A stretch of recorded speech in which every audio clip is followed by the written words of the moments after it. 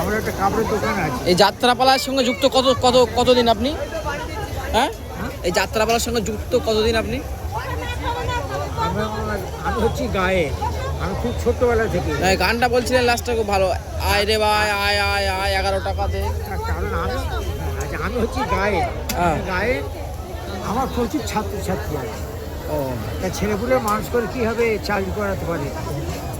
তার মধ্যে আমার মেয়েটার বিয়ে দিয়েছি চন্দনসর, মেয়েটা ওখানে আর কি প্রধান হয়েছে, মেয়েটা প্রধান হয়েছে। তার চাকরির কী হবে, চাকরি ছাড়া আমার মেয়েটা প্রধান হয়েছে। সে শুনলে আপনারা বলবেন আপনাদের কি অন্য জোটেন এখানে এসছেন 15,000 টাকা।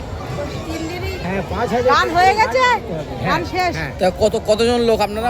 12 জন। উনি বাবা 5,000 টাকা, 5,000 টাকা আমাদের গাড়ি দিতে হবে, তারপর ড্রেস ভাড়াটা আছে, পেলার টাকা করে ওই মানে এটা স্বেচ্ছায় করা হয়, 1,100 টাকা। মানে ছোটবেলা থেকে করা হয় বলে ছাড়া হয়। হয়তো 1,000 টাকা ভাগে পাবো কি 1100 কি 1150 তো পেতে পারি। আমার একটু বিস্কুটে গেছে কোটি টাকার। এগুলো শখে করে, শখে, তাই তো? আমার স্ত্রীর নামে আমার একটা কাপড়ের দোকান আছে মমতা বস্ত্রালয়, ওই ডিসপুটার ও আমি দেখি না, কাপড়ের দোকান ও আমি দেখি না, ওদের ব্যবসা ওরা করে, ছেলেরা করে। আমার স্ত্রী কাপড় ব্যবসা করে, আমার দুটো ছেলে ওষুধ। ও কাকিমাও ব্যবসা করে? আমার কাপড়ের দোকান আছে। ও এবার আমি কীর্তন করি, আমার স্ত্রী আমার সঙ্গে, হরিনাম হলে আমার স্ত্রীও আমার সঙ্গে যায়। আমাদের ইনকাম আছে বাবা, মিথ্যা কথা বলে লাভ নেই।